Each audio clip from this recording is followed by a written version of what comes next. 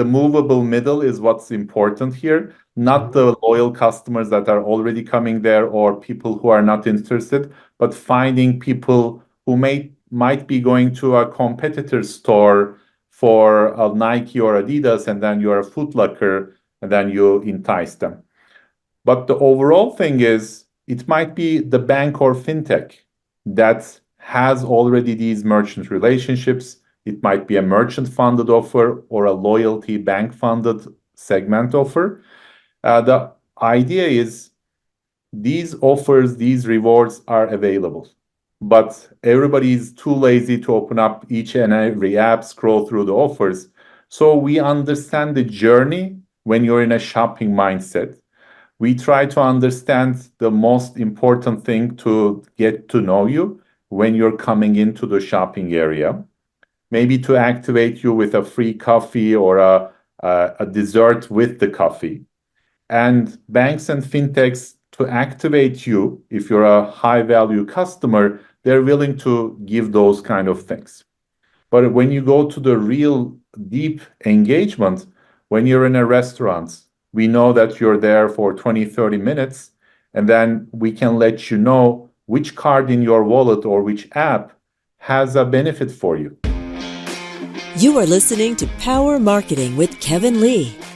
Kevin and his agency Did It have helped thousands of businesses win through superior marketing, as have his books, articles, speaking engagements, and the E-Marketing Association Power Marketing podcasts. Here's Kevin. Happy to have Batu on as a guest today. Geolocation is critically important for marketers, but not just for marketers. There's a huge amount of information you can get out of having a person's location, and you can give them much more relevant offers. You do a lot of really great stuff. So Batu, why don't you start with the origin story for Mole IQ, because I think that'll give everybody an idea of sort of how you came to solve this problem, or decide that you were the one to solve this problem. Hey, Kevin. Nice to be on the show. So we started as two PhD engineers in San Francisco Bay Area. So my expertise at the time was machine learning and learning from data before it was called AI with this whole hype. This is like 20 years back. I've been doing this. And my co-founder, Ferit, he's been doing indoor location tech and wireless tech. And we've been best friends living in the same apartment complex. And we got to thinking, okay, can we identify a customer's intent, their location in a shopping mall or in a densely populated commerce area? And then we figured, based on his experience, he said, okay, we can do it, but let's make sure it does not require any hardware, because cameras, beacons, Wi-Fi trackers, they're cumbersome. It's hard to manage, keep the batteries and all the data that's required to get approval from each vendor and venue. It's hard. And then I said, okay, let's do that. And then I can scale it to a billion locations or a billion data points, and we can learn the human behavior, almost like a digital twin, where e-com companies have been doing amazing job understanding which website you go to, which product you spend 10 seconds on, put on the basket, and all those kind of stuff. So that's the origin story. We were working in big corporations, Fortune 50 companies at the time, and then we quit our jobs and then founded Mole IQ. And then evolved to call it Locate IQ, our product, where now it's not just shopping malls, but anywhere where location is a purchase intent indication, from coffee to grocery to shopping malls, car dealership, even to apply for a mortgage. Right. So what level of precision do you get and accuracy do you get with regards to geolocation? And I assume this is built via SDKs that are in mobile apps. So how does the data flow so that you're able to identify with a fair level of accuracy, that I am in fact at a car dealership and not just driving past the car dealership, or that I am in fact in a particular location in a mall where perhaps even cell phone receptivity is a little bit less. Yeah. So definitely great questions. There are two aspects, two dimensions to it. The first one is the location accuracy. If you're standing still for a while, where are you located? So we have developed our own technology to unpack a shopping mall or a downtown district where stores can be very close to each other. There might be multiple levels. Mhm. So we developed algorithms to decide which store or which floor you're in first. Where are you within that floor? And then are you in the store or just in the corridor looking in? So we use the signals already ambient in the environment, and we develop special processes to collect that data without installing anything, and then to drill it down to a point level. You're inside a Nike, you're in this restaurant, you're in the food court. But the second aspect, which is as important, like you mentioned, is time. So how much you sample. If you sample too much, it drains the battery and it's not a good customer experience. iOS pops up, this app has been using your location a lot. Would you really want to do it? So we have a balance of not using a lot of sampling outside of shopping areas. As you enter, we increase the frequency to create more relevant data. And then as you get out, less and less data, so it doesn't drain the battery. So it's two components. Great. And where does the consumer specifically opt into your technology, or are they opting into an app that is powered by your technology? The second one. So we don't have an app of our own. We power banking, fintech, retail, loyalty, telco apps with our technology, and they opt in. Of course, in the fine print, it shares which kind of companies are providing service. But one thing it's important to mention is we don't get any PII. We are not in the business of generating data and selling it. We are a first party data generator for that app itself. So the app tokenizes an ID and we can only refer to it with that, which takes care of the track me across different apps. We don't need that permission. So we don't have that friction with the customers.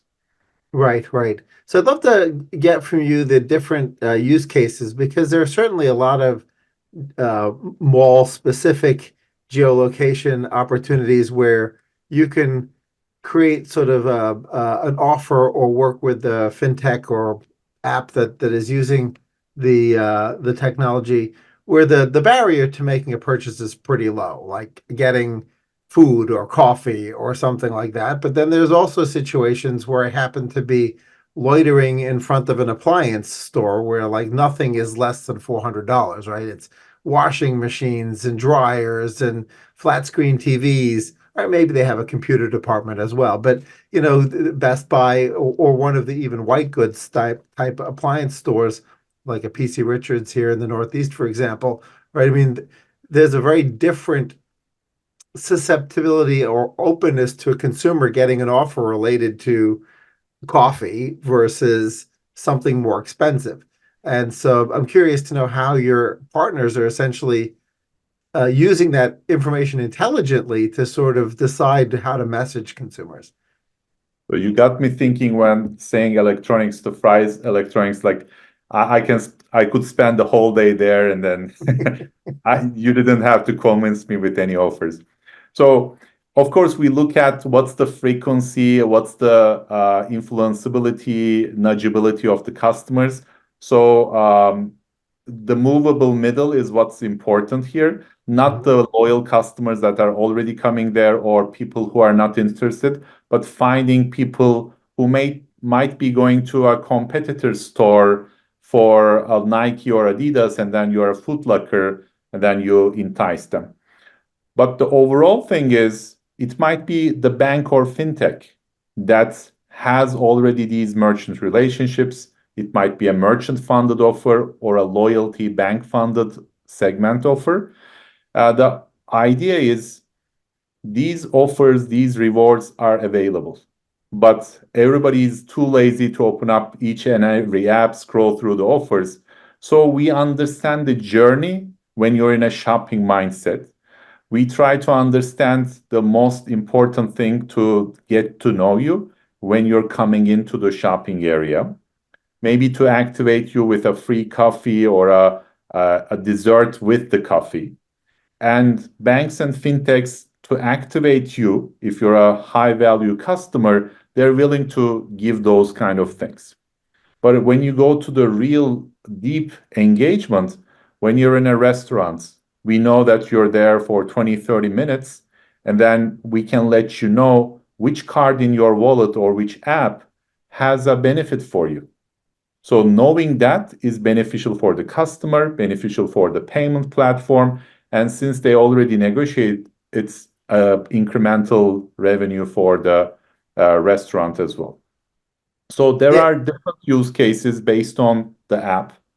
It can be letting them know about a new Starbucks that opened between your work and home so that you might not be aware. Or it might be a card that you forgot to use, not top of your wallet, but they make great agreements with a place that you're already going to. So it's a benefit for you. right, right. Yeah, what I love most about the conversation is the concept of nudgeability, right? Because I was thinking about nudgeability primarily from the merchant perspective, nudging a person between merchants or from one brand to another within a merchant potentially, right? But of course, you can also nudge a person from card A to card C if their standard card is A, but card C is willing to sort of put something delightful into the mix, right, for that card owner, they may suddenly be willing to switch to a different payment modality or methodology. And I think that both of those nudges are not particularly gigantic nudges, right? That's why the nudgeability concept, I think, is really important for Yeah. marketers to digest. So many decisions are made at the point of purchase where there all you need is a little tiebreaker, right? A Mhm. person's indifferent between Coke and Pepsi. A person's indifferent between the Logitech mouse and the Microsoft mouse. And they're not exactly indifferent. They may have a slight preference, or they're different between two cards, or slightly have a slight preference. And, sometimes all it takes is a nudge to break the tie in the direction of a particular brand, retailer, or card. And the when you add all of those nudges together, I think it could become pretty material. Are there any fun examples where like little nudges create big results? Definitely, so many to tell. But one thing I think might be important is we are not only thinking transactionally with the nudges, but understanding the customer's overall stand. So, from one bank's perspective, you might be just dining out with that bank's card, and with another, you might be flying and going to hotels. So, one doesn't know that you're doing the other action. Knowing that provides much better context. Instead of fighting in the little nudges, it will open up understanding the missed wallet share and then knowing that you traveled. And then travel is a great example of being open to new experiences, new restaurant, new sort of excursions, and then willing to pay for it. That's a great time to get your card top of wallet. So we have some great examples about international travel or making sure that the card when you travel doesn't get declined because of some weird rules. We help on that side as well with the fraud prevention. So it's all about going to the airport, knowing that you're going to international, and then as you go to maybe Europe or South America, letting you know that there are great options with that card, and then we see people engaging and using it much more. Right. So in most of the examples that I found on your website and from a lot of what we're discussing, it sounds like the onus is on often the financial service or fintech provider to source the deals, right? Either they're going to fund them out of their piece of the pie, or they've gone out and sourced a special deal with a particular, coffee company or cookie company or whatever. So it's more similar to like card linked offers, right? That this concept of the card linked offers that are linked to specific cards. Are there any examples of sort of non-fintech apps that are sort of trying to delight the consumer, right, with special offers, but they're not financial apps? I mean, some of them are as well as financial, like Starbucks app that we are empowering, or Yeah. Carrefour, which is a grocery chain, or loyalty platforms like other sort of sorts, where it might be that you're getting your coffee, but maybe a dessert might be a good thing, or there are seasonal drinks that want to promote you based on your history of what you've been drinking, Hmm. or there might be you're at the 90-star level. If you could only get that, you'll get a free coffee or free loyalty, gets you over the hump. And they all use our data for other things as well, deciding where to open stores, what's the size and concept of the store should be, and how to convert churned customers. Thinking of like you have different cards and you have a share of wallet concept. You have the same thing with grocery or coffee as well. Out of 10 coffee shop visits, how many of them are Starbucks versus something else?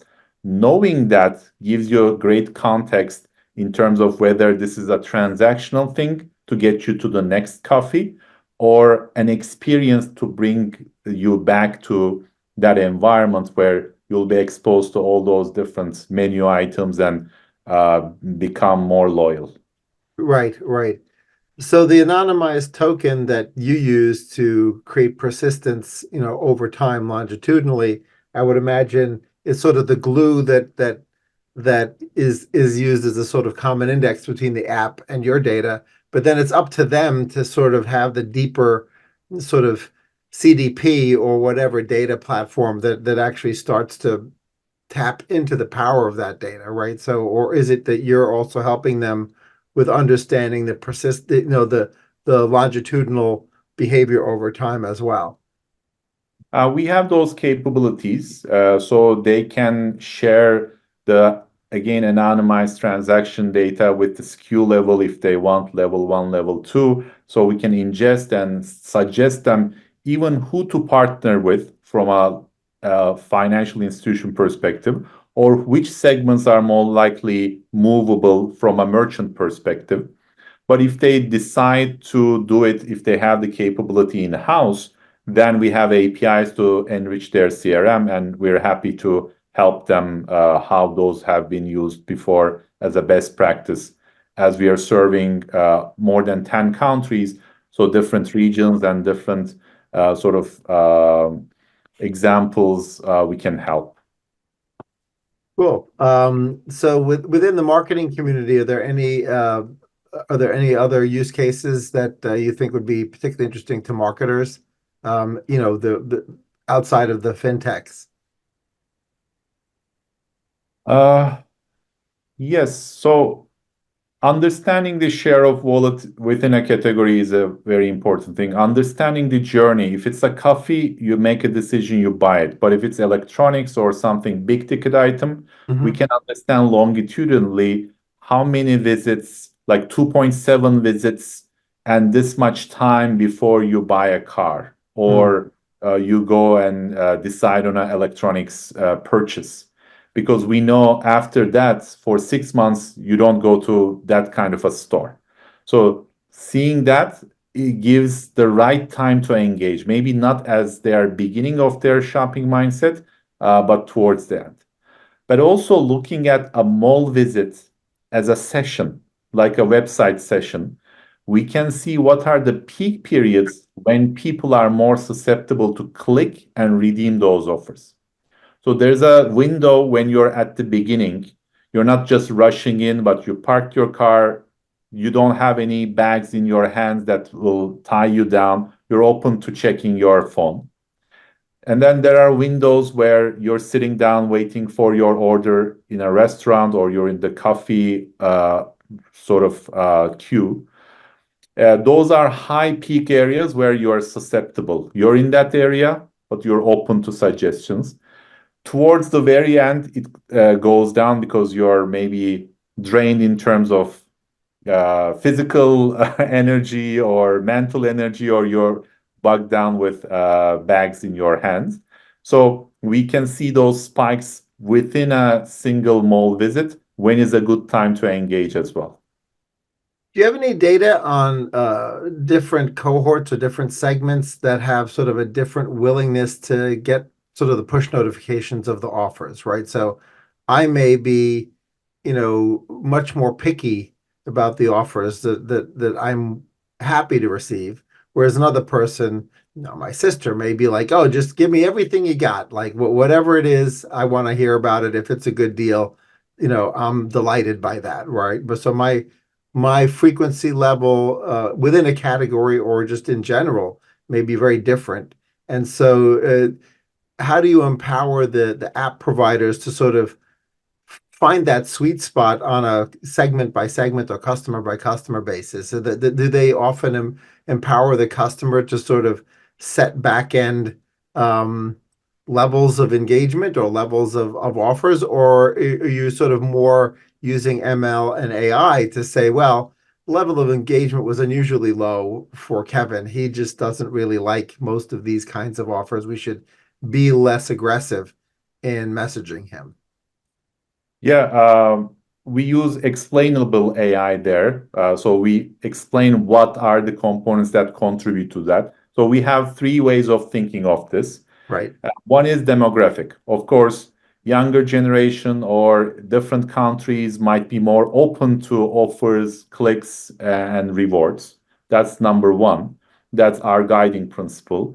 The second is personally. So if you stop clicking or redeeming the offers, we dial back the frequency per week, per month. So you don't get annoyed, you get good enough. And if you start clicking more percentage, of course, it automatically eases up. And the third portion is based on even timing. So weekdays, you might be in a rush. You might be just getting lunch in the mall, but you don't want any offers. In the weekends, you might be more susceptible. So understanding your session length within a mall visit or a restaurant area visit also augments across different varieties. So demographics, personal preference, getting the feedback without them getting annoyed. And the third one is time of the day and day of the week. And is it essentially a very similar push notification style interaction for the consumer, that they get some kind of an alert from the app, the financial provider app or the loyalty app, that they can then engage in? Yeah, the basic is push notification. It can be more rich with photos or videos. And then once you click, there's a deep link. If there's a campaign page, you can reach to that to get more information and details. So depending on the maturity of what they already have, we can trigger any of those. Right, right. That's fascinating. Anything else that the marketing community should know about your technology and the way it might be used in the context of um, increasing their share of wallet or increasing their levels of engagement? And as it relates to loyalty, I think marketers are always struggling with the idea that they don't want to uh, cannibalize, and in other words, they want to be incremental or marginal, right? They want to make sure that they're generating additional share of wallet, but without actually compromising margin. So I'd love to, have you help folks think that through as well. So I think two perspectives. One is across FIs and non-FIs Mhm. is measurability. We put that into our product where you can look at a cohort before receiving any notification, what was their baseline card behavior or product purchase behavior. When they are exposed to push notifications, what do they do? When they turn it off, what do they do? So what's the uplift? That's number one. The second one, looking at their behavior when push notification is at time zero, before they might make purchases before, And then many hours after, once they forget about that push, they might do. But if you can see that spike within the first 5 to 25 minutes, that's an important show of uplift. Mhm. And the third way, which is foolproof, is we keep a 10 or 20% control group. Mm. They go through the same journeys in the physical world, whether it's coming to a mall, being near a store, or in the food court. We don't send any notifications, just observe their behavior. That's the incrementality that they can measure with the non-engage and engage, and what's the uplift. Right. That sort of that's been our bedrock in terms of starting a pilot, approving a ROI, and then getting the results afterwards. So, curious for the next year for you, are there sort of changes in the integrations that you'll be trying to go after and do? Or are you sort of broadening your horizons or really doubling down on a lot of the same partners that you currently have using your technology, your SDK and your APIs? We are growing tremendously with our ideal customer profiles, the banks, fintechs, and retailers. So we have great partners that accelerate our sort of delivery of that with big partners from card processors and others. Mhm. But we also get a lot of inbound from telco, from sort of food delivery, airlines, different kind of use cases, because it's not just about engagement and transactional, but it's about first step in the crawl, walk, run, understanding your customers better. So generating first party data to understand your customers better, segment them better, then it becomes tactical to engage. And then even another strategic one is who to partner with, deciding where they are going without using your card or your product, and then convincing those merchants to be part of that platform because you're great bringing, as you said, incremental foot traffic, incremental usage.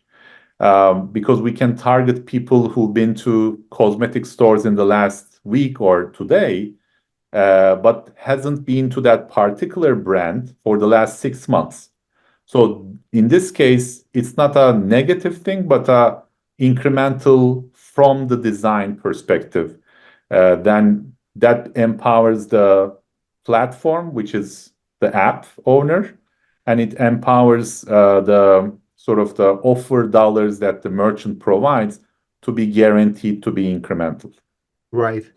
I would imagine that there's sort of a sweet spot from a size of app installed base where it starts to become sort of a statistically valid sample set, right? And below a certain number, it's probably not as important for them to, engage with your platform because they just don't have a rich enough data set.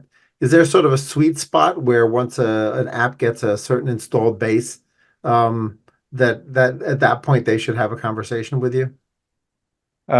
Yes, the sweet spot is around 100,000 users in their app that they are already asking for one sort of location. It doesn't have to be all location permissions, but your customers being aware of that is important.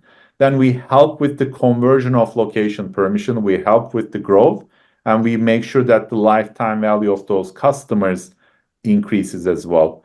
And it also shows the maturity of other components that they might have, maybe an orchestration tool, or as you said, a data richness, unified data set that they might have. So that's around the sweet spot. But we have customers with 5 million, 10 million app users. We can serve them in any range from 100K to 10 million plus.